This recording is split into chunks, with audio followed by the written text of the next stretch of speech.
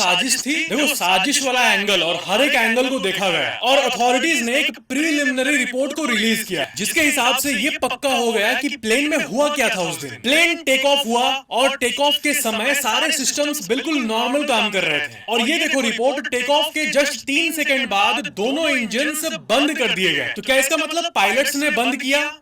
नहीं, जो voice recorder था कॉकपिट में उसने ये रिवील किया कि जैसे इंजन बंद हुआ, एक पायलट ने पूछा कि तूने इंजन क्यों बंद किया। तभी दूसरे पायलट ने कहा कि मैंने तो नहीं किया। इसका मतलब कि पायलट ने बंद नहीं किया था लेकिन इंजन समहाउ स्विच ऑफ हो गया। मतलब ये कि मामला जो है, ये सारी दुनिया एलियंस के लिए एक सॉफ्टवेयर है, यानी एक प्रोग्राम है, एक पैकेज की तरह है। और वो एलियंस यानी फरिश्ते यानी एंजल्स इसको चलाते हैं। उनको ज़्यादा मेहनत भी करने की ज़रूरत नहीं पड़ती क्योंकि वो सब कुछ कि ये इंजन खराब होना, इंजन में सब कुछ वो लोग, ख़ास तौर से सब कुछ वो लोग अपने पास, उनके पास पूरे इंफॉर्मेशन टेक्नोलॉजी होती है। आपको मालूम होना चाहिए कुरान पाक जो नाजिल हुआ है वो क्या है? वो इंफॉर्मेशन है। क्या है वो? मालूमात हैं, फ्यूचर की बातें हैं। तो वो इंफॉर्मेशन टेक्नोलॉजी के बेस्ड पर है। आज सारी दुनिया में इंफॉर्मेशन टेक्नोलॉजी बड़ी आम हो गई है, समझे आप। अल्टीमेट जो है ये एक तरक्की है, ठीक है। इंजन बंद हुआ, एक पायलट ने पूछा कि तूने इंजन क्यों बंद किया। तभी दूसरे पायलट ने कहा कि मैंने तो नहीं किया। इसका मतलब कि पायलट ने बंद नहीं किया था लेकिन इंजन बंद हुए। मतलब ये जो अहमदाबाद प्लेन क्रैश है, ये पूरा एक सीन की तरह है, ख्वाब की तरह है। उसका इंटरप्रिटेशन मुझ मसीह मेहदी महादेव और मेरा बेटा ज़रगाम जो अपोलो गॉड है यानी इस्कंदा है, जो किडनैपर्स के पास रहा है, उसकी कुरान की और बाइबल की तस्दीक के लिए सीन हुआ है।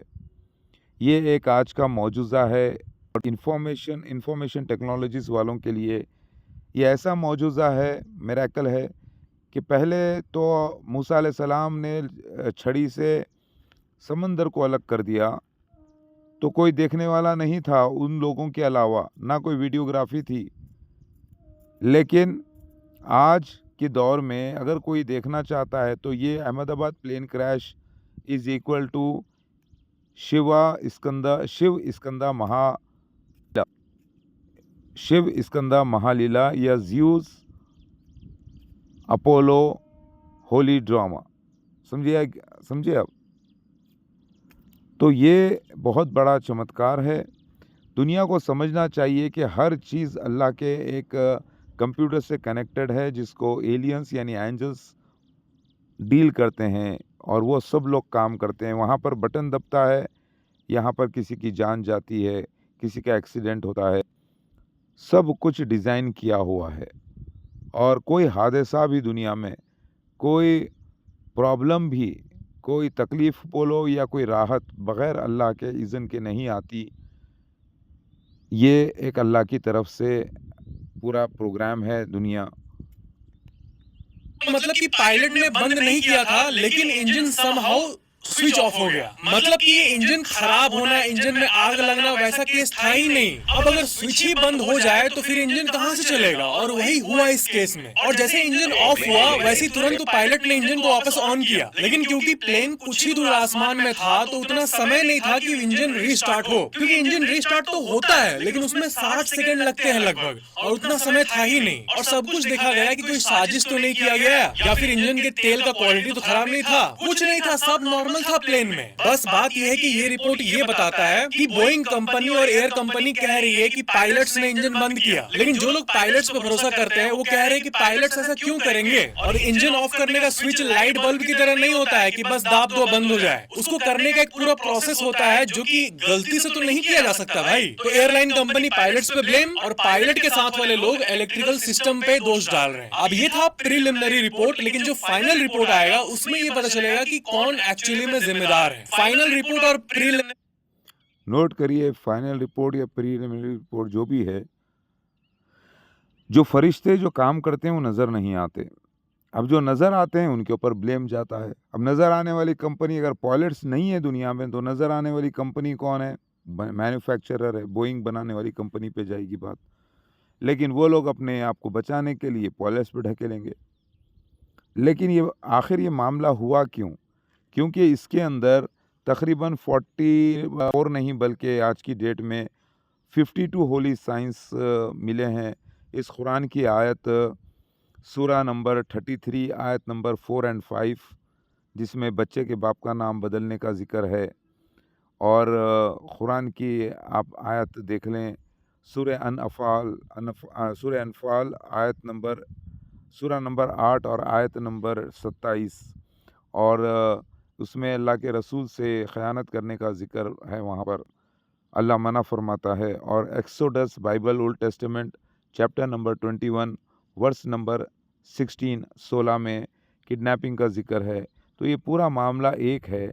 ये इतने साइंस होना इज़ नॉट ए कोइंसिडेंस। ये पूरा एक प्री प्लान वर्क हुआ है ताकि कुरान की आयतों की तस्दीक, बाइबल की तस्दीक, वेदों पुराणों की तस्दीक, क्योंकि जमील अहमद खुसरो और उनकी बीवी का ज़िक्र यशोदा के नाम से हिंदुइज़्म में भी आता है कि ये जो पालन का मसला है बच्चे को पालने का, तो यहाँ पर बहुत सारे लोग दुनिया में बच्चे को जो है ना ग्रैब करते हैं, बेटी को ग्रैब करते हैं, किसी की नाम माँ बाप का बदल देते हैं, जिससे माँ बाप के हुकूक, भाई बहन के हुकूक और बेटे के हुकूक माँ बाप के वास्ते पूरों की इबादत का जो है ना ये मामला गर्क होता है और इसमें शिर्क होता है बहुत बड़ा।